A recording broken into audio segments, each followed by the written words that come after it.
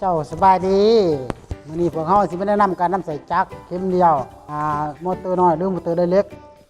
รุ่น H2 เป็นจักรเข็มเดียวยิบเบาะโดยเฉพาะนะยิบเบาะยิบโซฟายิบหนังเนาะส่วนมันสิเป็นแบบไรเฮาเบิ่งฟังก์ชันของมันเลยเวลาเปิดจักรขึ้นมาแต่ละปุ่มมันสิแนะนำแต่ละปุ่มเนาะปุ่มบวกก็คือปุ่มเพิ่มความไวลบก็คือลดความไวเนาะส่วนปุ่มตัวนี้ลูกศรขึ้นลูกศรลงมันหมายถึงว่าเฮาอยากให้มันเข็มมันปักผ่าหรืออยากให้เข็มมันปักผ่าเนาะในเวลาที่ว่าเฮาอวยผ่าเนาะปุ่มรีเซ็ตใส่สำหรับที่ว่าเวลาเฮาตั้งค่าไปเฮาลืมเฮาหลงเนาะเฮาสามารถมากดปุ่มรีเซ็ตไว้ค้างไว้เนาะประมาณ5-6 วินาทีเนาะมันจะรีเซ็ตของโรงงานให้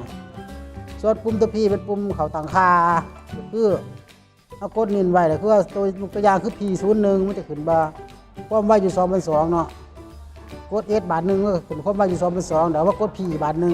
ตัวเฮาเซฟเนาะส่วนปุ่มนี้ปุ่มเทิงนี่มันปุ่มเปิดหลอดไฟ LED หลอดไฟ LED ตัวนี้มันสามารถเปิดได้3ระดับเนาะกลางคอยแห้งกลางคอยเนาะ3ระดับจักรตัวนี้จุดพิเศษของมันก็คือมันเป็นจักรยิบเบาะโดยเฉพาะเนาะยิบงานหนังก็คือมันมีตีนผี2 อันเนาะเวลาเฮายิบแล้วมันจะโยกน้ำเนาะเฮามาลองยิบเบิ่งเลยเนาะ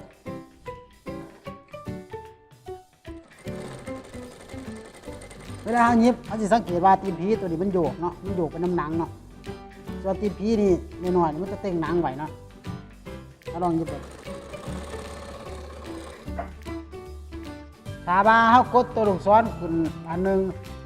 เวลาเฮาหยุดยิบเข็มมันจะบ่ปักหนังไว้เนาะคือตัวนี้มันจะขึ้นเนาะเวลาเฮาอวยผ่ามันสายไปสายมาเนาะมันจะบ่ดีเนาะแต่ว่าเฮากดให้มันปักผ่าเนาะคือเวลาอยู่นี้มันจะปักผ่าไปเนาะแต่เวลาเขาอวยผ่ามันจะบนหนีเลยเนาะมันจะดูเลยเนาะ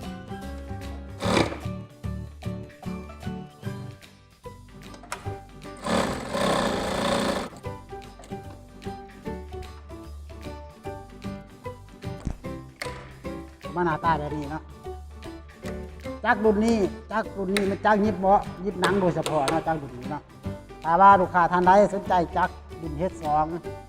สามารถติดต่อไหลเข้าบริษัทอินไทยของเราเนาะก็ขอบใจ